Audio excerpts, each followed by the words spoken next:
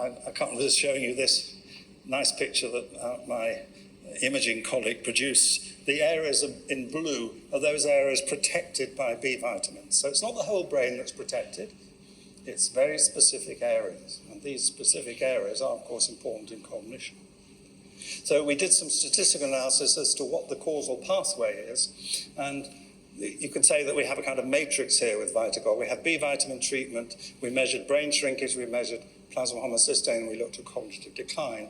And what we did a Bayesian acyclic graph analysis, which is a way of looking at mediating pathways. And we found that, in fact, B vitamin treatment, in particular the B12, turned out to be important, lowers plasma homocysteine, which in turn slows brain shrinkage, which in turn slowed cognitive decline. So this is a causal pathway. These arrows indicate causal links.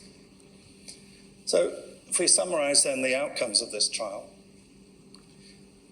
the B vitamin treatment slowed whole brain atrophy in mild cognitive impairment.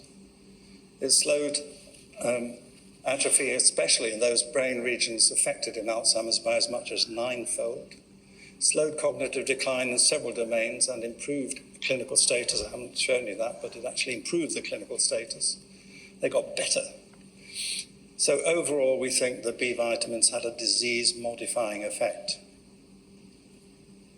Now, I can't resist saying this, that the drug companies have been spending, the estimate is about $200 billion so far, on trying to find a disease-modifying treatment for Alzheimer's disease. They've completely failed. Every treatment, every trial they've ever done has failed on the beta-amyloid hypothesis. Here's a simple nutritional intervention that slows the disease process. Certain corollaries, though. These responses in people with cognitive impairment only occurred in subjects with baseline homocysteine above the median. In other words, they had impaired B vitamin status, but they were not deficient. And as I will now show, and finally, those with good omega-3 fatty acid status.